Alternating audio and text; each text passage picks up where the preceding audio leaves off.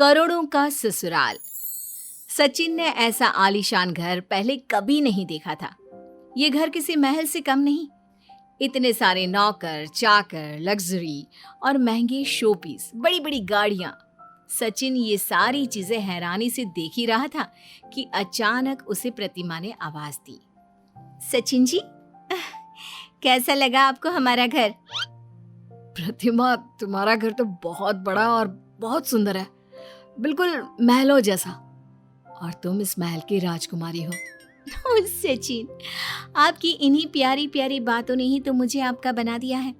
अब चलो जल्दी, सब लोग नीचे हमारा इंतजार कर रहे हैं। सचिन आज पहली बार प्रतिमा के घर आया है। प्रतिमा और उसकी बहन नमिता की शादी जल्द ही सचिन और गौरव से होने वाली है। सचिन एक सीधा साधा और अच्छा लड़का है, लेकिन गौरव बहुत चालाक और मतलब परस्त इंसान है। नमिता से शादी करने का उसका एक ही मकसद है कि वो इस दौलत को हासिल कर सके। नमिता और प्रतिमा के पिता मिस्टर वालिया के साथ उनकी माँ सुधा भी इस रिश्ते से बेहद खुश है। गौरव, सचिन, मुझे तुम दोनों बहुत पसंद हो। हम जल्द तुम्हारी शादी करवा देंगे, लेकिन हमारी एक शर्त है।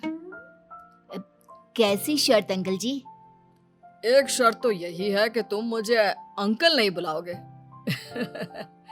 और दूसरी शर्त यह कि तुम दोनों शादी के बाद भी इसी घर में रहोगे हमारे साथ। गौरव तो ये सुनकर खुश हो गया, लेकिन सचिन एक खुददार लड़का था। ये बात सुनते ही उसने मना कर दिया। सर, आपकी पहली शर्त तो मुझे मंजूर है, लेकिन दूसरी नहीं। मैं घर जमाई नहीं बन सकता। मैं प्रतिमा को शादी के बाद अपने घर में ही रखूंगा। माना कि मेरा घर आपके घर जितना बड़ा नहीं है, लेकिन आप मेरा विश्वास कीजिए, मैं प्रतिमा को किसी भी चीज की कमी नहीं होने दूंगा। मिस्टर वाले को सचिन की बात में दम लगा और वो उसकी शादी के लिए तैयार हो गए। चारों की शादी हो गई और प्रतिमा सचिन के साथ उसी के घर में रहने लगी, पर गौरव नमिता के साथ अपने ससुराल में ही रहने लगा। एक दिन सचिन ने प्रतिमा से कहा, प्रतिमा, आज मैंने तुम्हारी बहन और गौरव को डिनर पर बुलाया है। तुम खाने में कुछ अच्छा सा बना लो। अगर मार्केट से कुछ लाना है तो बता दो, मैं ले आऊंगा। प्रतिमा ने शाम के खाने की सारी तैयारी कर ली और घर को बहुत अच्छी तरह सजाया। शाम को गौरव और नमिता सचिन के घर आए।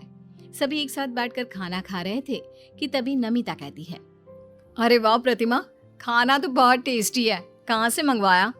मुझे भी उस होटल का एड्रेस दो। जब हमारे घर गेस्ट आएंगे ना, तो मैं भी वहीं से मंगवाऊंगी। ये सुनकर सचिन और प्रतिमा हंसने लगे। प्रतिमा ने हंसते हुए कहा, दीदी, ये खाना मैंने बनाया है, और वो भी अकेले, बिना किसी की मदद लिए। नहीं प्रतिमा, तुम मजाक कर रही हो ना? घर पर तो तुमने कभी दूध भी गर्म नहीं किया, और यहाँ इतना सारा और इतना टेस्टी खाना कैसे बना सकती हो? दीदी, ये खाना सच में प्रतिमा ने ही बनाया है। वो बहुत अच्छा खाना बनाती है।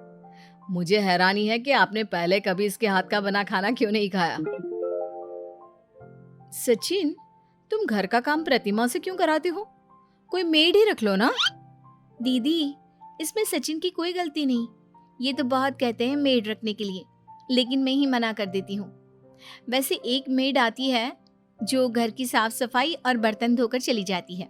खाना तो मैं ही बनाती हूँ, और इनके लिए खाना बनाना मुझे बहुत अच्छा लगता है।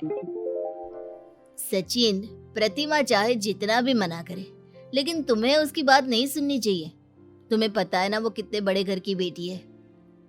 उसकी तुम जैसे मामूली इंसान से शादी हो गई है, तो इसका मतलब ये तो नहीं ना कि तुम उसकी कदर नहीं करोगे। जीजा जी, ये आप कैसी बात कर रहे हो? सचिन ने प्रतिमा को चुप रहने का इशारा किया तो प्रतिमा चुप हो गई। गौरव दोबारा बोलने लगा, मुझे ही देख लो, मैं नमिता का कितना ख्याल रखता हूँ, उसके सारे नखरे उठाता हूँ। गौरव ने सचिन के घर में ही उसकी बहुत इंसल्ट की। दोनों खाना खाकर चले गए।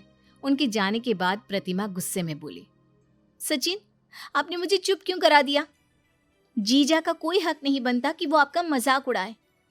वो दीदी के नखरे उठा रहे हैं तो क्या अपने पैसों से उठा रहे हैं? वो मेरे पापा की दौलत है, जिस पर जीजा जी को इतना घमंड है। अरे बस करो ना प्रतिमा, कितना बोलती हो तुम। मुझे गौरव की किसी बात का बुरा नहीं लगा। उसे मेरा मजाक उड़ाने में खुशी मिलती है तो उसे ऐसा ही करने दो। इसी तरह कई दिन बीत जाते हैं और गौरव मिस्टर वालिया का सारा बिजनेस संभाल लेता है। वो अपने ससुर का बहुत ध्यान रखता, उन्हें कभी भी शिकायत का मौका नहीं देता। वो बस किसी भी तरह से उनके मन में अपने लिए विश्वास पैदा करना चाहता है। एक दिन मिस्टर वालिया की तबीयत बहुत ज़्यादा खराब हो गई तो गौरव उन्हें हॉस्पिटल लेकर गया। आपको कुछ नहीं होगा डैडी, मैं आपको कुछ नहीं होने दूंगा। आप जल्दी ठीक हो जाएंगे, बस थोड़ी हिम्मत रखिए। मिस्टर वालिया की बीमारी की खबर सुनकर सभी लोग हॉस्पिटल पहुंच जाते हैं। अब उनको होश आ चुका है। प्रतिमा उनसे बात करती है। डैडी, आप ठीक तो है ना? क्या हुआ आपको? हाँ बेटी, मैं एकदम ठीक हूँ। अगर गौरव टाइम पर मुझे हॉस्पिटल लेकर नहीं आता तो आज मैं इस दुनिया में नहीं होता। ये मेरा दामाद नहीं, बेटा है बेटा। गौरव बेटा, हम तुम्हारा एहसान कैसे चुकाएंगे? तुमने मेरे सुहाग को बचाया है। अरे कैसी बात कर रही हो मॉम, इसमें एहसान कैसा? अपने माता पिता के लिए कुछ करना एहसान नहीं होता। पापा की तबीयत इतनी ज्यादा खराब हो गई, मैं तुम दोनों को फोन पर फोन किए जा रही थी और तुम दोनों इतने लेट पहुंचे हो। नहीं दीदी, जैसे ही आपका कॉल आया हम दोनों घर से निकल गए थे। रास्ते में बहुत ट्रैफिक था जिसकी वजह से हमें आने में थोड़ा लेट हो गया। रहने दो, ये सब तो बहाने हैं। कोई कितनी भी कोशिश कर ले, मेरे गौरव की तरह नहीं हो पाएगा। इन्होंने मेरे मॉम डैड को हमेशा अपना ही समझा है। अब गौरव मिस्टर वालिया की और भी ज्यादा देखभाल करने लगा, जिसके कारण मिस्टर वालिया के दिल में उसकी एक अलग जगह बन जाती है। एक दिन मिस्टर वालिया उससे कहते हैं, गौरव बेटा, तुम मेरे बिजनेस के बारे में सब कुछ जानते हो और मैं चाहता हूं कि तुम अब मेरी जगह लो। मेरा जो कुछ भी है आखिर मेरी दोनों बेटियों का ही तो है। मैं ज़रूरी पेपर पर साइन कर दूंगा जिससे तुम्हें कंपनी के फैसले करने में आसानी हो। मिस्टर वालिया बिना कुछ सोचे समझे सब कुछ गौरव के नाम कर देते हैं। उसके बाद गौरव अपना रंग दिखाना शुरू करता है। वो अपने सारे शेयर कम कीमत में बेच देता है।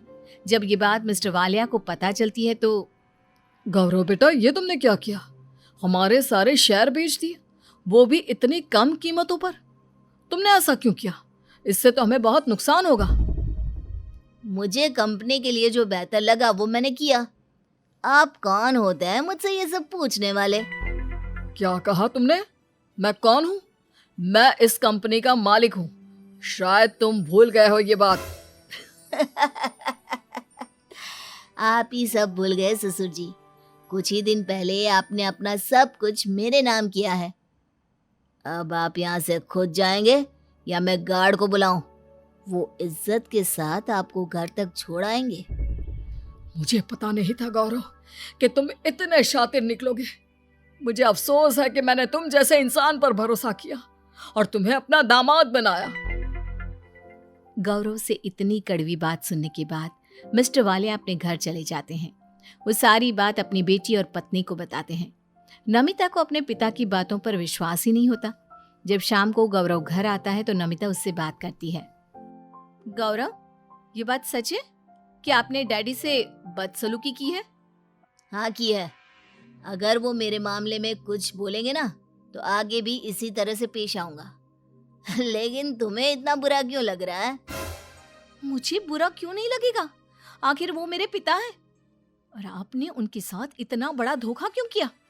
उनके पास जो कुछ भी है वो मेरा और प्रतिमा का ही तो है। फिर आपको ये सब करने की जरूरत क्या थी? नमिता, नमिता, कितनी बोली हो तुम। दिन रात गधों की तरह मेहनत करूं मैं, तुम्हारे बाप के आगे पीछे दुम हिलाऊं मैं, तुम्हारी बहन प्रतिमा और उसके पति सचिन को बिना कुछ मेहनत किए आधी जायदाद कैसे दे सकता हूँ? और हाँ, एक और बात, मैंने तुमसे शादी सिर्फ पैसों के लिए की थी क्योंकि मुझे करोड़ों का ससुराल चाहिए था। नमिता और गौरव की काफी देर तक बहस होती रही। अब नमिता को अपनी गलती का एहसास हो रहा था। अगले दिन गौरव अपने सास ससुर को घर से निकाल देता है। नमिता भी उनके साथ जाने लगती है। नमिता, मैंने तुम्हें जाने के लिए नहीं बोला। तुम चाहो तो यहाँ रह सकती हो, आखिर तुम मेरी पत्नी हो। तुम जैसे धोखेबाज के साथ मैं एक पल भी नहीं रह सकती। तुमने मेरे माता पिता को बुढ़ापे में बेघर कर दिया। मैं तुम्हें कभी माफ नहीं करूंगी। नफरत करती हूँ तुमसे। तीनों प्रतिमा के घर आ जाते हैं। प्रतिमा और सचिन को गौरव की सच्चाई जानकर बहुत दुख होता है। नमिता प्रतिमा और सचिन से माफी मांगती है। प्रतिमा, सचिन, प्लीज तुम दोनों मुझे माफ कर दो। मैंने हमेशा तुम्हारा मजाक बनाया, सचिन को हमेशा गौरव के सामने नीचा दिखाया। दीदी, आप हमें शर्मिंदा कर रही हो। अपनों की बातों का कभी बुरा नहीं लगता। बहुत दिनों तक नमिता, मिस्टर वालिया और सुधा सचिन और प्रतिमा के साथ ही रहते हैं। वो सभी ये मन बना लेते हैं कि गौरव को सबक सिखा कर रहेंगे। इसके बाद मिस्टर वालिया और नमिता अपने बिजनेस पार्टनर से बात करके गौरव के साथ पार्टनरशिप खत्म करवा देते हैं। गौरव पहले ही अपने शेयर्स कम कीमत पर बेच चुका था। अब उसकी कंपनी लॉस में आ जाती है। अब मैं क्या करूं? मेरा तो दिवाला निकल गया। अभी तो सारे वर्कर्स की सैलरी देनी है और मेरे पास पैसे ही नहीं बचे। ऊपर से मेरे ऊपर करोड़ों का कर्जा है। किसी ने मेरे नाम की कंप्लेंट कर दी तो मुझे तो जिंदगी भर जेल में रहना पड़ेगा। गौरव सीधा अपने ससुर जी के पास जाता है और उनसे माफी मांगता है। मुझे माफ कर दीजिए डैडी, मैंने आपके साथ अच्छा नहीं किया। मैं बहुत मुसीबत में हूँ। आपको बिजनेस का बहुत सालों का अनुभव है। मुझे इस मुसीबत से आप ही निकाल सकते हैं। ठीक है, लेकिन तुम्हें सारी प्रॉपर्टी मेरी दोनों बेटियों के नाम करनी होगी। उसके बाद ही मैं तुम्हें जेल जाने से रोक सकता हूँ। गौरव सारी प्रॉपर्टी नमिता और प्रतिमा के नाम कर देता है और मिस्टर वालिया अपने डूबते हुए बिजनेस को फिर से पार लगा देते हैं। टॉप बिजनेसमैन की लिस्ट में मिस्टर वालिया का नाम पहले पायदान पर आ जाता है। एक दिन गौरव नमिता के पास आकर कहता है, मुझे माफ कर दो नमिता, मैंने सबसे ज्यादा तुम्हारा दिल दुखाया है। अगर तुमने सिर्फ मेरा दिल दुखाया होता ना तो मैं तुम्हें माफ कर देती, लेकिन तुमने मेरे मॉम डैड के साथ अच्छा नहीं किया। तुमने बस ये देखा कि तुम्हारा ससुराल करोड़ों का है, लेकिन ये नहीं देखा कि ससुराल वालों का दिल उससे भी बड़ा है। चले जाओ यहां से, मैं तुम्हारी शक्ल भी नहीं देखना चाहती। गौरव वहां से चला जाता है। सचिन और प्रतिमा दोनों इस फैसले में नमिता का साथ देते हैं। नमिता और प्रतिमा अब दोनों अपने पिता का बिजनेस संभालती हैं और उस बिजनेस को वो और ऊंचाइयों पर ले जाती है।